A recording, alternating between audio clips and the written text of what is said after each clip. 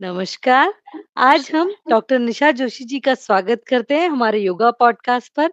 तो योग मित्र डॉक्टर निशा जी double PhD, triple MA और मतलब योग में पीएचडी, गीता में पीएचडी और अब अपने रामचरितमानस पर रामायण जी पर भी अभी अध्ययन कर रही हैं। साथ में कौनते एक प्रोजेक्ट चलाती हैं कि हम कहेंगे कि योग टीचर ट्रेनिंग के लिए फ्री में लोगों को योगा टीचर ट्रेनिंग देती है। तो योग माँ के रूप में बच्चे इन्हें जानते हैं, तो आज हम बहुत स्वागत करते हैं दीदी आपका। नमस्ते। जी, नमस्कार, नमस्कार। बड़ा अच्छा लग रहा है।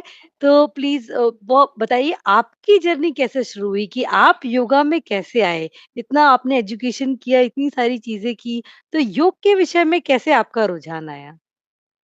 चूँकि मैं दर्शन शास्त्र से पहले मास्टर्स हूँ और वहाँ से जब योग विषय को पढ़ा तो मुझे ये महसूस हुआ कि सैद्धांतिक हैं बाकी दर्शन तो, सांख्य है, अद्वैत वेदांत है और योग उसमें बहुत ज़्यादा व्यावहारिक है कि इससे हम अपना उद्धार भी कर सकते हैं और हमारे माध्यम से दूसरों का मतलब आस-पास के लोगों का, समाज का, राष्ट्र का भी तो पूरी मानव जाति का उद्धार हो सकता है और वो यही एक दर्शन है। तो इस तरह दर्शन से होते हुए योग की यात्रा को मैंने आरंभ किया। बहुत सुंदर कि जिस तरीके से आपने योग की क्लासेस शुरू की और किस तरीके से तो उस दौरान जैसे आपकी तो आप कह रहे थे 2010 में जैसे आपने शुरुआत की, तो उस टाइम उतना योग का प्रचार प्रसार भी नहीं था, तो योग का किस तरीके से आप शुरुआत कर पाए? क्या-क्या चैलेंजेस आए? हम ये इसलिए पूछ रहे हैं ताकि हमारे जो स्टूडेंट्स आएँगे, उनको एक मोटिवेशन मिले कि किस तरीके से योग की जर्नी शुरू करके कैसे परमात्मा की मर्ज़ी के साथ आपने इतना सुंदर आप काम कर रहे हैं और योग यज्ञ में मतलब अपनी इतनी सुंदर-सुंदर समर्पण कर रहे हैं, तो प्लीज़ बताइए? मुझे शुरुआत में योग का जो आरंभ था, चूँकि मुझे खुद पे भी मैंने जैसे भी कुछ देर पहले हम चर्चा कर रहे थे, जी, तो कॉन्फिडेंस नहीं था कि मैं योग में आगे बढ़ पाऊँगी। बस मुझे एक शोधार्थी के रूप में मैंने अपने आप को योग में लेकर आई थी, क्योंकि मेरा उस दौरान पीएचडी चल रहा था। मुझे उसपे चूँकि दर्शन शास्त्र की तो मैं अच्छी विद्यार्थी रही थी, लेकिन व्यावहारिक योग क्योंकि उसका छोटा हिस्सा हम पढ़ते हैं, बहुत ज़्यादा डिटेल नहीं पढ़ते हैं। और चूँकि विषय मेरा राजयोग और हठ योग पर स्टडी मतलब जो मेरा शाबाश! शोध का हुँ, विषय था वो यही था। तो मुझे निश्चित रूप से उसमें योग का व्यावहारिक पक्ष जानने के लिए खुद उतरना था। और जब मैं खुद उतरी तो खुद तो मैंने पढ़ाई की और अपना शोध भी पूरा किया, लेकिन शोध पूरा होते मैं खुद रूपांतरित हो गई क्योंकि वाह! परिवर्तित होती तो मैं फिर परिवर्तित हो जाती। लेकिन ट्रांसफ़ॉर्म जब आप हो जाते हो ना, तो फिर आप एक अलग डायमेंशन में आ जाते हो। तो ये सिद्धांत से व्यवहार की यात्रा थी। उस समय 2010-11 में योग चूँकि हमारे इंटरनेट मतलब ये सब बस जैसे अभी सोशल मीडिया, एआई का युग है। अभी बड़ी आसानी से आप अपना प्रचार-प्रसार कर सकते हो। लेकिन उस दौरान में व्हाट्सएप भी उस समय मुझे लगता है शायद नहीं नहीं था। और फ़ोन नए-नए ही हमारे जीवन में प्रवेश कर रहे थे। फिर उतनी आर्थिक स्थिति अच्छी नहीं थी कि मेरे पास ये फ़ोन भी होते हैं। तो मेरे लिए थोड़ा-सा मुश्किल ये रहा कि वो माउथ टू माउथ जैसे हम एक को करवाया, फिर एक ने दूसरे को बोला, दूसरे ने तीसरे वही स्लो प्रोसेस। ये धीरे-धीरे, शनैः-शनैः मैं इस यात्रा में आगे बढ़ी और यहाँ तक आई हूँ। तो शुरुआत में यही एक परेशानी रही कि तब सोशल मीडिया पे हमारा प्रचार-प्रसार नहीं होता था। तो ये धीरे-धीरे हुआ, लेकिन एक बात समझ में आती है कि जो कार्य धीरे लेकिन बहुत भीतर की जागरूकता से और भीतर की एक ज़िम्मेदारी से जब किया जाता है कि मैं ज़िम्मेदार हूँ इस राष्ट्र के लिए, एक समाज के लिए। योग अगर पूरे एक कहते हैं ना वसुधैव कुटुंबकम के भाव को जागृत करता है और योग उसमें सक्षम है और हम उसके पात्र बन रहे हैं। तो हम उस पात्रता के साथ यदि आगे बढ़ रहे हैं और योग ने हमको चुना है, हमने योग को कभी नहीं चुना होता है, ईश्वर हमें चुनते हैं।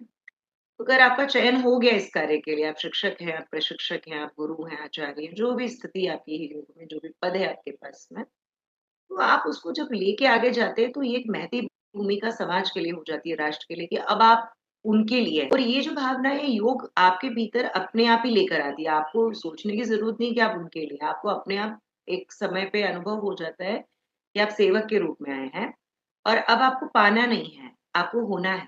डूइंग और बीइंग में से बीइंग कि आपको वाह! होना है और जब होने के लिए आप आते हो, तो फिर आपको वो जो धीरे-धीरे आपकी सफलता है 2010 से 2025 तक की, वो आपको धीरे-धीरे ही आनंद आता है क्योंकि हर सुंदर यात्रा धीरे चलने पर हम उसका अनुभव कर पाते हैं।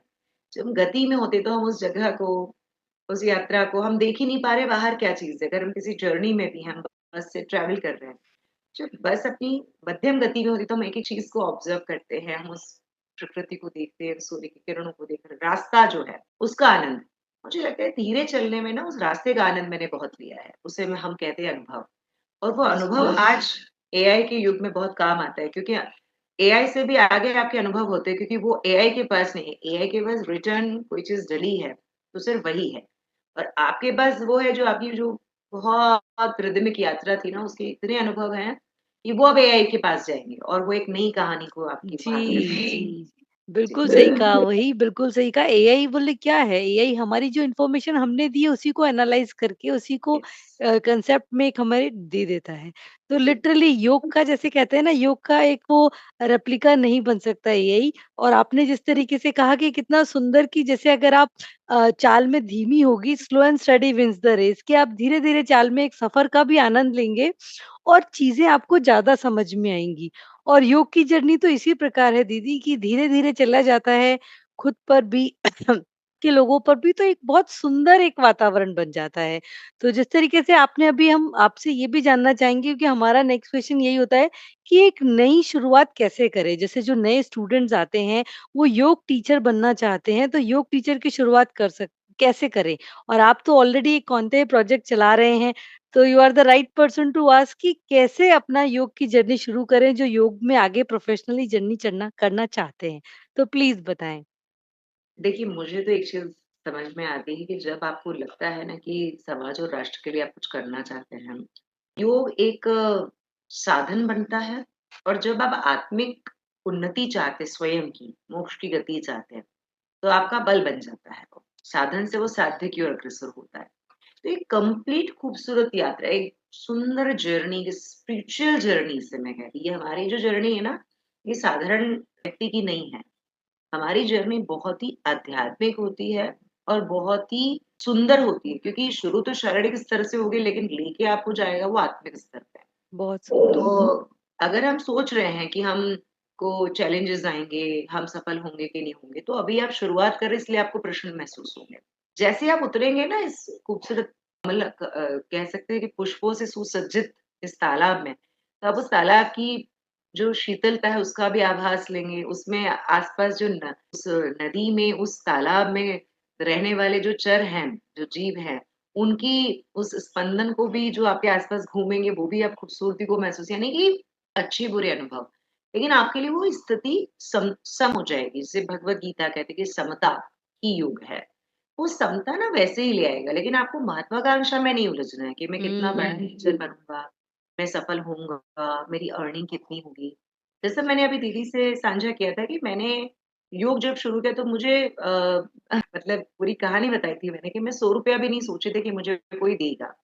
ये क्यों? क्योंकि मुझे चाहिए नहीं था। मैं अपनी शोध को पूरा करने के लिए योग में आई थी और शोध पूरा हुआ। उसी शोध ने मुझे आज ये बनाया है। अगर मैं चाहती ना कि मुझे ये बनना है और मैं नहीं बन पाती, तो मेरे अंदर गिल्टी हो जाती। जो योग के सिद्धांत है वो सबसे पहले मुझसे ही ब्रेक होते, मुझसे ही टूटते। लेकिन जब आप होने के लिए आते हो ना कि सबसे पहले तो मुझे खुद में खुद होना है। मेरे अस्तित्व का जो एक डायमेंशन है उच्च, अगर वो मुझे प्राप्त करना है तो मैं योग में आई हूँ। ये कितना बनूँगी, कैसा बनूँगी ये मेरा विषय नहीं होना चाहिए। क्योंकि अगर आप बेहतर हैं, आप सच में दूसरों के लिए सोचते हैं, सच में आप विद्या दूसरों को बाँट रहे हैं, आप वो बन जाएँगे जो आपने कल्पना की नहीं। लेकिन आप ये सोचे कि मुझे ही लोग जाने, मैं बहुत फेमस हो जाऊँ, मैं बहुत पैसे कमाऊँ। तो ये आपका एक लाइन आपने बना दी और कभी भी लक्ष्य की लाइन होनी नहीं चाहिए। बहुत कहते हैं सुंदर। ना स्काई इज़ नो लिमिट। तो एग्ज़ैक्टली। आपकी लिमिट नहीं होनी चाहिए। आप अनलिमिटेड हो। हम सब एक अलग-अलग डायमेंशन के लोग हैं। हम सब यूनिक हैं। इसलिए आप सोचिए कि जो मैं होने आया हूँ ना, वो मुझे एक्स्ट्रा ऑर्डिनरी बनाएगा। जब मैं योग में आऊँगा या आऊँगी तो जो शुरुआत में मैंने कहा ना कि उस यात्रा का आनंद लेना है, तो वो जो आपके संघर्ष हैं, वो आपकी एक अनुभव है और वो अनुभव आपके आने वाले शोधार्थियों के लिए, आपके विद्यार्थियों के लिए एक मिसाल बनता है। तो अगर आप इस तरह जीवन लेते हैं, तो आप बहुत सुंदर एक योग गुरु बन जाएँगे। अगर आप सोच रहे हैं कि मेरे को योग मुझे योग में ये चाहिए, योग तो आपको सब कुछ दे रहा है ना। अब आपने एक स्पेसिफिक एरिया में बाँध दिया है कि आपको इतना ही चाहिए। आप तो सब कुछ लीजिए ना, आपको योग सब कुछ जी, देगा, तो आप बहुत बाँधिए सुंदर। मत और महत्वाकांक्षी मत बनिए।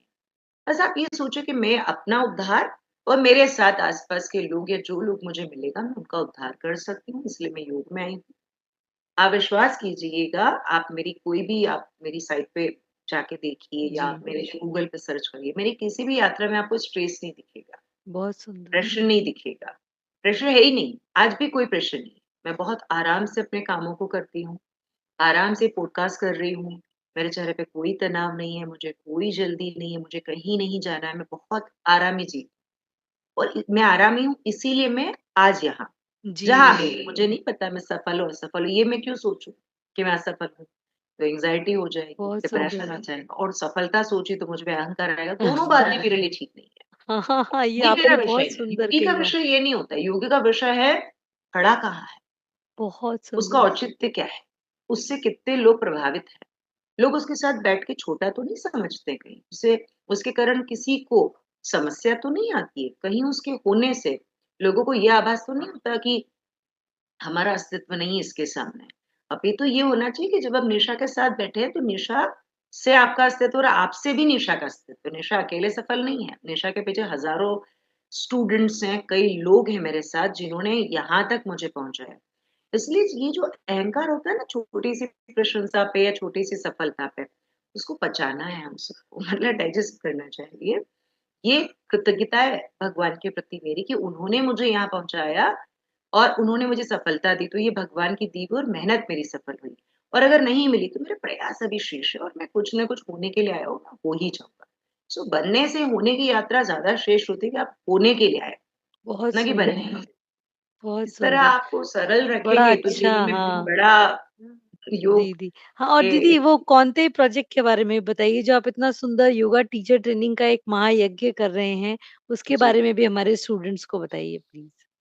देखिए एक छोटी-सी बात है कि कौनते शुरू कैसे हुआ? मिशन कौनते एक फ्री योग टीचर ट्रेनिंग सर्टिफिकेट कोर्स है, जो हम चलाते हैं अपनी संस्था के माध्यम से बिना किसी फंडिंग के, बिना किसी गवर्नमेंट की सहायता के, बिना किसी व्यक्तिगत सहायता के, बिना किसी भी आर्थिक सहायता के। मतलब किसी भी संदर्भ में कोई हमें पैसे नहीं देता है क्योंकि मैं तो पॉडकास्ट पे तो ये प्लीज़, पब्लिकली हाँ, जाएगी बिल्कुल, और बिल्कुल, कमेंट में हाँ। आ जाएगा कि मैडम हमने दिया था आपको पैसा। नहीं, नहीं कभी भी दीदी। नहीं।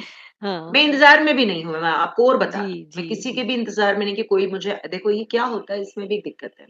हम सोचेंगे कि ये व्यक्ति मेरी मदद करेगा तो मैं ये काम करूँगा, तो फिर इसमें नहीं। मेरा जीवन निकलेगा क्योंकि हुँ। कभी भी कोई भी नहीं जानता है कि आप किस यज्ञ को आरंभ किए। जी। हाँ, यज्ञ आरंभ कीजिए, अगर आप सही हैं, आप सही पद पे बैठे हो और आपकी आहुति सही जा रही, विश्वास कीजिए बहुत आहुति मिल जाएगी आपको। बहुत यज्ञ सुंदर। शुरू कर दीजिए बस आप। हुँ। यही एक यज्ञ है मेरा मिशन कौंते जिसमें मैं बच्चों को प्री पढ़ाती हूँ।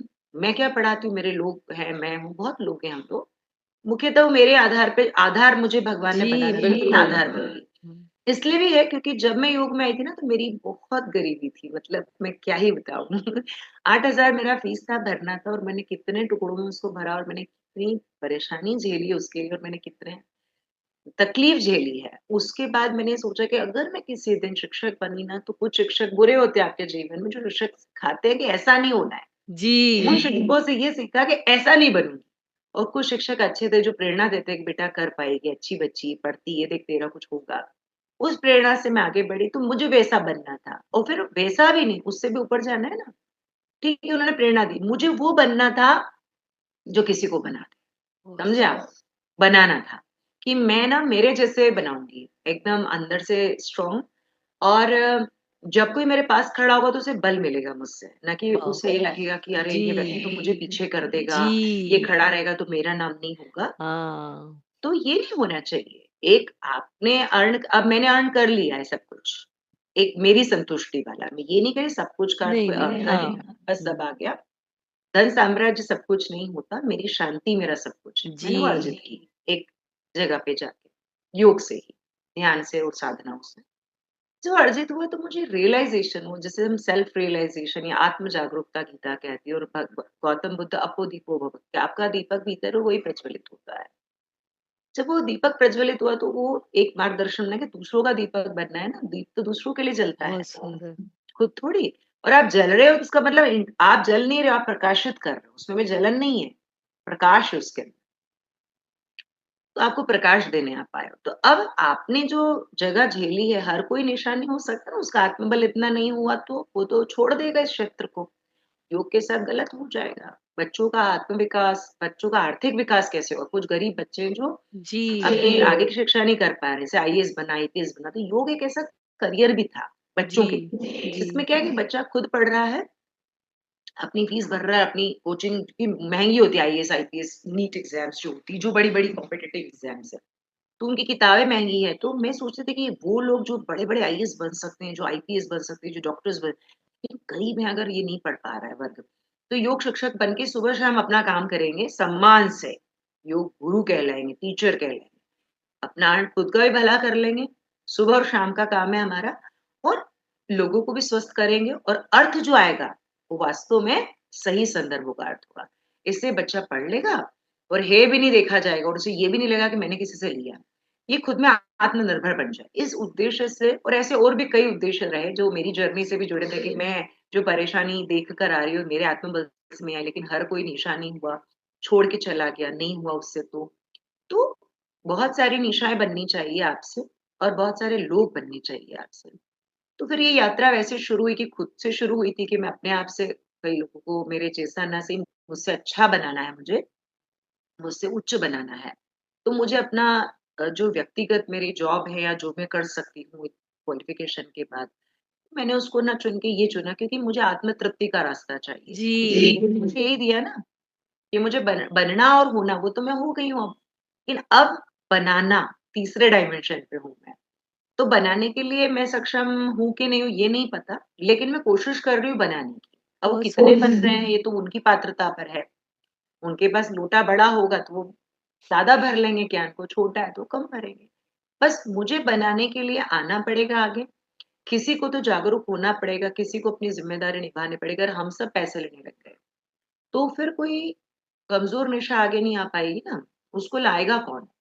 वो तो जो बड़ा बन सकता, जो नि आगे जाके बहुत बड़ा नाम बन सकता है, उसको लाने की ज़िम्मेदारी हम सब टीचर्स की है। तो एक स्थान पे मैं भी ऐसा नहीं कि आज मैं नहीं अर्न करती हूँ, मैं करती हूँ, लेकिन मेरी लिमिट्स हैं कि मुझे इतना ही चाहिए क्योंकि हमारे यम और नियम के सिद्धांतों में हूँ मैं, कि भई मेरा तो परिग्रह ना हो जाए, ज़्यादा धन संचय करके मुझे क्या ही करना है। चिंता करूँगी वरना।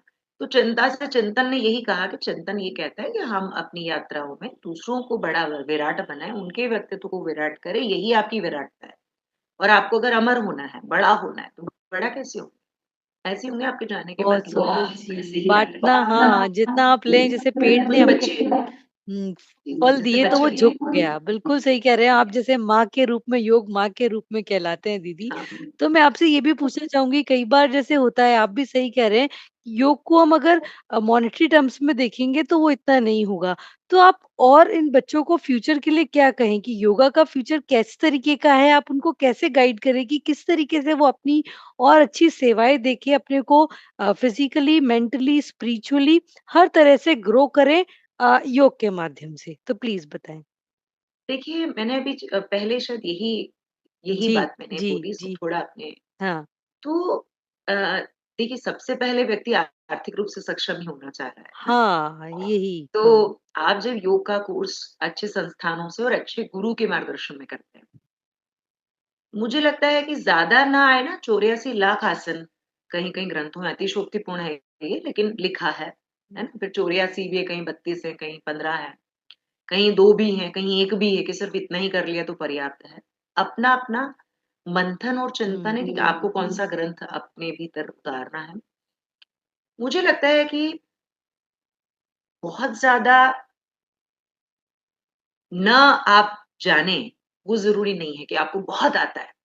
आपको जितना आता है ना, वो आप परफेक्टली प्रेज़ेंट करें। एक आसन को आप 100 तरीकों से बता सकते हैं ना, यही आपका स्पेशलाइज़ेशन है और उसी से आप जाने जाएँगे और पहचान बन जाएगी। तो आप एक पे मास्टरी कीजिए, आप बहुत सारी अ, विद्या को एक साथ अर्जित करेंगे तो मुझे लगता है असफलता हाथ आती हुँ। है ना? मुझे योग में ही थोड़ा बहुत आता है, भगवद गीता में आता है लेकिन मुझे एक्यूप्रेशर, एक्यूपंक्चर, सुजोग जो इसके साथ जी, हम जी। दे सकते हैं थेरेपीज़ सीखते हैं। मुझे नहीं आती है और मुझे उसका कोई दुःख नहीं है और ऐसा तो नहीं है कि मैं सीख नहीं सकती हूँ, है ना?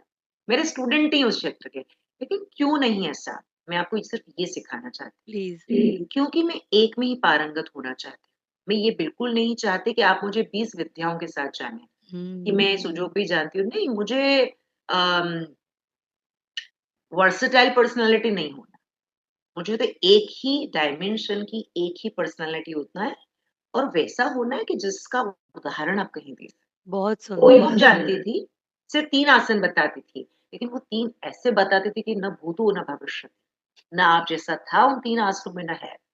तो आप संक्षिप्त भले सीखें, आप ये चिंता ना करें कि मुझे बहुत आना चाहिए। होता है बच्चे जनरली क्या कर रहे हैं, मैं ये भी हाँ, सीखूँ, मैं ये भी हाँ, सीखूँ, नहीं, स्किल एक ही होगा बेटा। मतलब जो बच्चे देख रहे हैं उनको लिए हाँ, बेटा सब प्लीज़ हाँ, स्किल एक ही होता है, जैसे मेरा मेडिटेशन ज़्यादा अच्छा है, वो हो सकता है, या थेरेपी अच्छी हो सकती है। 2-3 चीज़ें बहुत अच्छी हो गई, 2-3 चीज़ों में मैं खुद भी एवरेज हूँ, हम सब होते हैं। आपको ना उसमें एक पे परफेक्ट होना है, अपनी स्किल को बहुत अच्छा करना है और अपने काम को अच्छे से प्रेज़ेंट करना है। उसके बाद मुझे नहीं लगता कि आपको किसी प्रचार-प्रसार की ज़रूरत है। आप एक पेशेंट ठीक कीजिए अपना, किसी एक बीमारी को लीजिए, जैसे डायबिटिक स्पेशलिस्ट हो गया, मान लीजिए। मैं प्रेग्नेंसी स्पेशलिस्ट हूँ, ऐसे अगर हम माने तो, देखें, है ना? यूँ तो बहुत सारी चीज़ें हम जानते हैं, लेकिन अगर मुझे अब बोले कि क्या सबसे ज़्यादा मैं अच्छा करती हूँ, तो मुझे लगता है प्रेग्नेंसी की पेशेंट्स बहुत अच्छे लेती हुँ, हूँ। ये खुद में भी पता होता है ना? तो अब मेरा प्रेग्नेंसी पे जो मेरा पकड़ होगी, वो दूसरे लोगों की उतनी नहीं हो सकती क्योंकि वो 10 जगह पे हुँ, जा रहे हैं, हुँ, 10 चीज़ें हुँ, कर रहे हुँ, हैं। मैंने एक ही को अच्छा किया, बहुत सुंदर। एक को अच्छा करिए, इतना स्किल डेवलप कीजिए कि उसमें अगर जो-जो हो सकता है, आसन के द्वारा, प्राणायाम के द्वारा, ध्यान के द्वारा, क्या डेवलपमेंट आप कर सकते हैं, क्या कॉम्प्लिकेशंस आप रोक सकते हैं, मुझे सब कुछ पता होना चाहिए। 90% पता है। 10% ही छोड़ा है, मतलब जो किसी को भी नहीं पता होगा 10% क्योंकि आपको ये कभी नहीं पता चल पाता कि आपको क्या नहीं पता है। इसलिए अब आपको पूर्ण भी मानो कि हाँ, पूर्ण मतलब अधूरा मानोगे तो डरोगे। पूर्ण का अर्थ है कि ये ना मानो कि पूर्णता है आपके पास। पूर्ण मतलब जितना मुझे एक अच्छे सेशन को देने के लिए जानकारियाँ होनी चाहिए, वो मुझे आती है।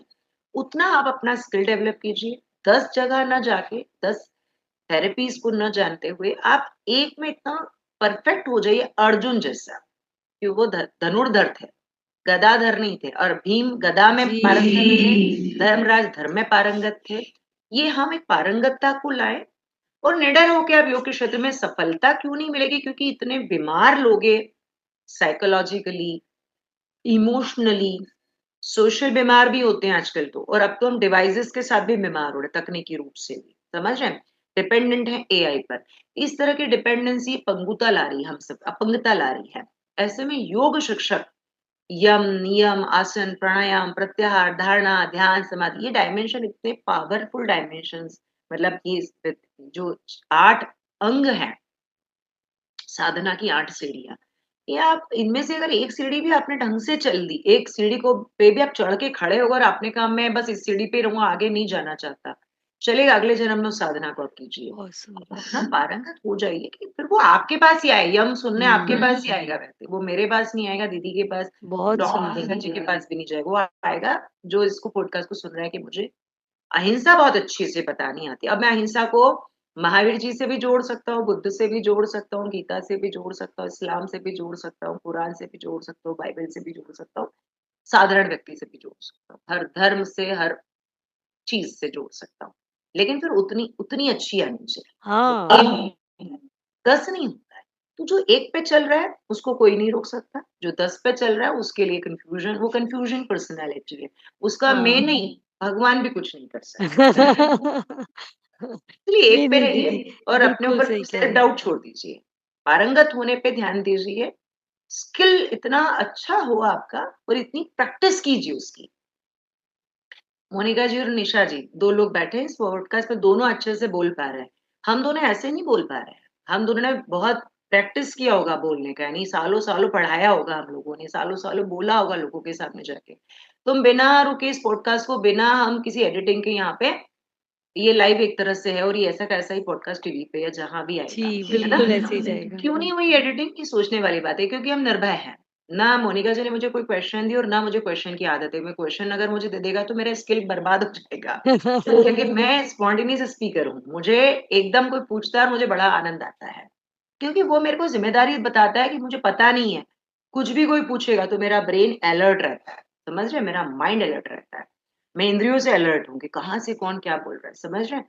इसलिए आपको प्रैक्टिस इतना अच्छा अभ्यास कीजिए कि कहीं भी किसी युद्ध में आपको खड़ा करे ना तो आपको निर्भयता। इसलिए ये सब चीज़ें छोड़िए कि मैं सफल होंगी क्या, स्टूडेंट को क्या करना, सबके लिए एक ही थियरी है कि अपनी प्रैक्टिस को, अपनी जिस भी क्षेत्र में आपकी रुचि उसको इतना उस रुचि को ही अपना बना लीजिए बहुत जीवन सुंदर। लक्ष्य, उसको ही मैं पार और अगर इससे पहले किसी ने रिसर्च किया, तो जो मैं आज कर रहा हूँ वो मैं उससे आगे बढ़ूँगा और जब वो जी। कंप्लीट हो जाएगी ना, तो आप किसी पॉडकास्ट में बड़े कॉन्फिडेंस से बोल रहे हो और आप यही कहानी बता रही हो, कोई सफलता की एक ही कहानी है, आपका खुद का आत्मविश्वास और आपका लगातार बिना रुके सतत चलना, चरैवेति यानी अभ्यास, अभ्यास और अभ्यास, बस इसके अलावा कुछ भी बहुत ही सुंदर, नहीं। बहुत ही सुंदर दीदी। बिल्कुल आपने बहुत ज़रूरी ये बात कही कि बिल्कुल आप जैसे धनुर्धारी हैं, तो धनुर्धारी रहिए, गदाधारी बनने की कोशिश नहीं कीजिए, ताकि आप उसका एक प्रॉपर जैसे आप जैसे प्रेगनेंसी में परफेक्ट हैं और ऑटोमैटिकली जब आप उसमें ज़्यादा चीज़ें देंगे, तो आप जो कॉन्फिडेंस से डिलीवर करेंगे, तो पेशेंट्स में भी, जो आपके स्टूडेंट्स में भी और जो आपके जो भी पार्टिसिपेंट्स आ रहे हैं, उनमें भी ज़्यादा कॉन्फिडेंस होगा कि हाँ, हम सही हाथों में हैं, जो भी हमारी प्रॉब्लम है वो अच्छे से क्योर हो रही है। तो आपने बिल्कुल हमारी पॉडकास्ट की आत्मा को पकड़ लिया कि इसी तरीके से हमको यही चीज़ की कि लिटरली आप योग से मायूस ना हो, क्योंकि योग की जर्नी एक slow and steady wins the race है। तो हम दीदी उसी योग के कंक्लूजन पे इस पॉडकास्ट के हम और भी क्वेश्चंस पूछना चाह रहे हैं, लेकिन टाइम के लिमिट से हम यही कहेंगे कि और भी जो भी क्वेश्चंस हो व्यूवर्स के, आप आराम से नीचे लिख सकते हैं। मैं दीदी के भी जो सोशल मीडिया चैनल्स हैं वो मेंशन कर दूँगी, आप दीदी से डायरेक्ट कनेक्ट कर सकते हैं या कमेंट बॉक्स में भी पूछ सकते हैं। तो दीदी हम इसको कंक्लूड करें तो कैसे करें? हम चाहते तो नहीं, लेकिन समय सीमा को ध्यान रखते हुए तो प्लीज़ बताएँ? नहीं, मैं अपना कंक्लूड कर चुकी थी। मैंने कहा था जी, कि अभ्यास, बहुत अभ्यास और सुंदर। अभ्यास। बिल्कुल। देखिए निर्भयता जीवन में बहुत ज़रूरी है। अगर आप सफलता को क्या अब सफल कौन लोग हैं? जब आप हाँ, सफलता को देखते हैं ना, तो उनका पहला गुण होता है निर्भयता। बहुत सुंदर, हाँ। अगर आप निर्भय नहीं है ना और आप हर बात पे डरते हैं, तो ये योग शिक्षक का गुण तो बिल्कुल भी नहीं है। अगर आपके अंदर ईर्ष्या है कि आपसे वो आगे जा रहा है, मुझे मैं सच बताऊँ, मुझे कोई बोलता है कि अनुषा जी ये आपसे बहुत आगे है, तो मैं कहती जय श्री राम, बहुत अच्छी हाँ, बात। मेरी ट्रेन क्या शांति वाली है। मैं तो आप मुझे असफल बोलेंगे तब भी स्वीकार है, क्योंकि ये आपने कहा है, मैंने नहीं माना है। जी। लेकिन मैं आपकी संतुष्टि आपको दे दूँगी। मैं आपकी रेस में नहीं आऊँगी। आपको रेस में मुझे लाना है, तो आपको क्या करना पड़ेगा उस स्तर पे जैसे मैं हम डायमेंशन कह रही हूँ, मैं बहुत बार बोली इस शब्द को। उस डायमेंशन पे नहीं आपको शांति होगी, आप शांति वाले स्तर पे आएँगे और तब आप जब मुझे बात करेंगे तो मैं पॉडकास्ट पे भी आऊँगी और मैं आपसे आपकी बात पे आप जो चाहते वो मैं करूँगी। लेकिन ये मेरा भाग नहीं है। आपने मुझे चुनौती दी और मैंने स्वीकार कर ली। जी नहीं, मैं चुनौतियों के लिए थोड़ी आई हूँ। मेरा जीवन संभावनाओं पे जुड़ा हुआ है। मेरा जीवन आगे जो होने वाला भविष्य है, उस पे जुड़ा हुआ है। मैं इन छोटे-छोटे लोगों में, छोटी-छोटी ईर्ष्याओं में क्यों उलझूँ? किसी को मुझसे ईर्ष्या है, तो आपने मुझे कुछ दिया, मैंने ग्रहण नहीं किया, तो आपका आपके पास है, आपकी हाँ, ईर्ष्या अपने पास रखे। इसलिए जी, किसी भी ईर्ष्या से, द्वेष से प्रभावित नहीं। बहुत सुंदर। कुछ आज नहीं मिल रहा है, लेकिन एक बात ध्यान रखिए, प्रैक्टिस करने वालों की हार नहीं होती। वो कोशिश है, लेकिन मेरे लिए यहाँ अभ्यास है, प्रैक्टिस। जो जितना प्रैक्टिस करेगा, बोलने का, आपका अध्ययन का, हर चीज़ अभ्यास पे। आप एक दिन पढ़ते हो गीता जी उससे थोड़ी काम चलता है। मुझे गीता जी को हर दिन पढ़ना पड़ता है। मैं अभी भी पढ़ रही हूँ, मेरा एक लेक्चर है अभी अहमदाबाद में, उसकी प्रिपरेशन चल रही है।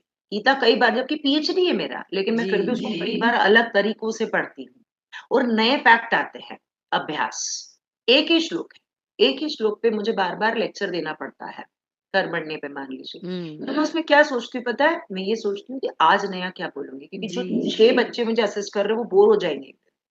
कह रहे मैम वही तो बोलती माँ ऐसे ही तो बोलती है हर बार। नहीं मैं उस कर्मण्य को अलग डायमेंशन पे जाके आज बोलूँगी। कभी शाबाश! स्ट्रेस से जोड़ के, कभी इनर ब्यूटी से जोड़ के, कभी एंग्ज़ायटी से जोड़ के, कभी जीवन प्रबंधन से जोड़ के, कभी लाइफ मतलब वही क्रोध जी, प्रबंधन से। तो हम एक बात को अलग-अलग तरीकों से मैंने कहा ना एक विद्या अलग तरीकों से प्रस्तुत करने की विद्या, अभ्यास। हमें ये नहीं मानना चाहिए कभी भी कि हमको पूर्णता आ गई, हमने तो सब अर्जित कर लिया, हमें तो ये डिग्रीज़ बेटा हम लोग की डिग्रीज़ ना सिर्फ़ एक दूसरों का कॉन्फिडेंस है, खुद का नहीं होता। हम जानते हैं डिग्री क्या होती है, दूसरों को कॉन्फिडेंस ये देती है कि अरे डबल पीएचडी है तो ज़्यादा जानती होगी। इस भरोसे में वो आपके पास आता है और योग करता है या आपके पास शिक्षा अर्जित करता है, ठीक है? अब ये खुद में कितना कॉन्फिडेंस देती है, मुझे नहीं लगता। मैं 2 डिग्री के पहले भी ऐसी ही थी और मैं 25 डिग्री के बाद भी ऐसी ही हूँ। डिग्री मेरा कॉन्फिडेंस नहीं, डिग्री दुनिया का कॉन्फिडेंस है। इसलिए डिग्री के पीछे मत भागो, अपनी ऊर्जा को बढ़ाओ, बहुत अभ्यास करो, एक चीज़ को कितने तरीकों से पढ़ सकते हो उस पर ध्यान दो। सच कह रही हूँ, आप एक्स्ट्रा ऑर्डिनरी हैं। ये बहुत मेरी थियरी सुंदर। नहीं है। ये सफलता की थियरी और आप एक दिन मुझे ज़रूर याद करेंगे। कि बिल्कुल। मैंने पॉडकास्ट दिया था और दीदी को हमने वहाँ सुना था और अगर इसको अपना लिया, तो अर्जुन हम ही हैं। हमसे आगे कौन ही होगा? दुर्योधन तो आगे बहुत निकल नहीं सका सुंदर। और अर्जुन की रेस कभी नहीं थी। अर्जुन सिर्फ़ एक ही चीज़ चाहते थे, भगवान की शरणागति। वो जो बिल्कुल। श्री कृष्ण की शरण में था, वो अर्जुन बन जाता है। अब जो अर्जुन है, उसे महत्वाकांक्षा नहीं है, उसे ईर्ष्या नहीं है, उसे द्वेष नहीं है, वो चिंता में नहीं है, वो चिंतन में है हर टाइम। और अगर चिंता हुई, तो वो जाता है श्री कृष्ण के पास। यानी आप चुनते किसे हो? अच्छा, विवेकी गुरु चुनिए, ना कि हर कोई गुरु है आपका। नहीं, गुरु एक होता है। गुरु-10 हो ही नहीं सकते। मेरा कोई पार्थिव शरीर में गुरु नहीं है। मैं भगवान को ही गुरु मानती कि गीता जी मेरी गुरु है। मुझे गीता से ये सब चीज़ें मिली हैं, भगवत गीता से। बहुत तो इस सुंदर। तरह हम अपने जीवन को जिएँ कि हम महत्वाकांक्षी ना हो, हमारे अंदर ईर्ष्या ना हो, हमें अगर नहीं मिल रहा तो चिढ़ना नहीं है। क्यों? क्योंकि अपनी कमियों को भी स्वीकार करिए आप। जनरली हम ये भी तो करते हैं ना, अपनी कमियों को नहीं स्वीकारते। हम देखते ही नहीं कि हमें कमी है, हमें अगर कोई कह दे हम चिढ़ हुँ। जाते हैं, हम परेशान हो जाते हैं, हैरान होते हैं कि अरे! मैंने तो इतना अध्ययन किया, मुझे ऐसे बोल रहा है। अरे! देखिए उसने वो आपका शिक्षक बनाया, अब आप देखिए कहाँ कमी छूटी है, अगर आप परफे और फिर कमी यही तो है कि आपने उस कमी को स्वीकार नहीं की, ये आपकी कमी है। स्वीकार कीजिए हुँ। ना। भला गीता जब आप पढ़ते हैं ना, तो सबसे पहले अर्जुन को स्वीकारना पड़ता है गीता जी में। भगवान ने गीता ऐसे शुरू नहीं की थी। भगवान ने कहा कि मैं शिष्यता ग्रहण करनी मतलब सबसे पहले हमें शिष्य भाव होना चाहिए। हाँ, शरण आप शरण हाँ, गए हैं उनकी, हाँ। हाँ, आप शरण में भी गए नहीं और उसके पहले आपको स्वीकारना है कि तुम्हें कायरता दोष आया है अर्जुन। वो कायरता कार्पण्य दोषोपहत स्वभाव पृच्छामि त्वां धर्म सम्मूढ़चेतः यत् श्रेयसी अनिश्चितं ब्रूहि तं मे शिष्यस्तेऽहं शाधि मां त्वां प्रपन्नम्। ये श्लोक है जी। अध्याय 2 का। तो ये अ, स्वीकृति का भाव बताता है कि जब हम स्वीकारते हैं अपने कार्पण्य दोष को स्वीकार कर रहे हैं, अर्जुन जैसा योद्धा स्वीकार करा तो मेरी क्या हैसियत है? स्वीकार कर लो। नहीं आता है, अपूर्णताओं को पूर्ण करने का सबसे अच्छा तरीका आपके आलोचक होते हैं। उनसे बड़ा गुरु कोई नहीं है। अब उनका बुरा नहीं माना। यही तो हमारी असफलता है ना, जीवन में वो असफल क्यों हो रहा है? आप मेरी आलोचना करेंगे तो मैं इसमें देखती हूँ कि ऐसी क्या कमी थी, है ना? जी, बिल्कुल सही ऐसी कह क्या रहे कमी हैं। है? हाँ, और जैसे अगर का है, तो हाँ, इसमें ऐसा भी नहीं कि आप लोड ले लो कि भाई मेरी इतनी बुराई कर दी। अच्छी बात है, वो कर रहा है और वो उसका कार्य कर रहा है, उसको संपन्न करने दो, डोंट डिस्टर्ब मतलब बिल्कुल डिस्टर्ब नहीं करना है उसको। वो अपने कर्म की लाइन को बढ़ा रहा है, आलोचना वाली। आप अपनी लाइन को आगे बढ़ाओ, प्रशंसा वाली बहुत लंबी लाइन होगी हमारी। तो जीवन में पॉजिटिव रहना है, किसी से भयभीत नहीं होना है। अपने को, अपने स्किल को इतना वृहत कीजिए कि अपनी लाइन ये भी गलत बात में कई बार बोलते हैं ना लोग कि अपनी लाइन लंबा करो। नहीं, ये भी महत्वाकांक्षा है। अब लाइन लंबी नहीं हो रही तो फिर नया चिंता आ जाएगी ना। हाँ, कोई लाइन नहीं होती दुनिया में, एक सीधी-सी एक लक्ष्य रेखा है, जिसमें कर्म रेखा होती है और ईश्वर ये कहते हैं कि अपना जो आप कर सकते हो ना, कर्तव्य भाव से, निष्काम भाव से कीजिए। सफलता बाय प्रोडक्ट है, वो आती ही है। आएगी। फल कौन देगा? मैं दूँगा। इसलिए अपना कर्म कीजिए, निष्कामी बनिए, चिंताओं को छोड़िए, आलोचनाओं को स्वीकार कीजिए, कमियों को, दोषों को देखिए, अपने आप को सुधारिए और फिर आपको किसी से स्पर्धा नहीं होगी, प्रतिस्पर्धा नहीं होगी, कॉम्पिटिशन नहीं होगा और कॉम्पिटिशन खुद से होगा कि 10 साल पहले मैं 2010 में क्या थी और आज मैं क्या हूँ, ये बहुत अपने आप को सुंदर, समझ में आ गया कि स्पर्धा नहीं की ना, इसलिए आज मैं ये बहुत बस सुंदर। यही एक जीवन का फ़ॉर्मूला है, जी, सफलता का बिल्कुल मेरे सही हिसाब कहा से। आपने कि पूरा मतलब जैसे आपका कि सबसे बड़ी है कि महत्वाकांक्षी नहीं हूँ, आप ईर्ष्या नहीं करें और आप अपना काम जस्ट फ़ोकस रहें तो ऑटोमैटिकली जी, चीज़ें चिंता नहीं चिंतन करें और जो गीता का इतना सुंदर ज्ञान, तो हम गीता पर भी एक आगे पॉडकास्ट रखेंगे जी, दीदी ज़रूर। आपका। तो जी, बड़ा अच्छा लगा आज आपसे बात करके, थैंक यू। आपने समय निकाला हमारे लिए। थैंक यू दीदी, थैंक यू सो जी। मच। धन्यवाद। हरे कृष्ण।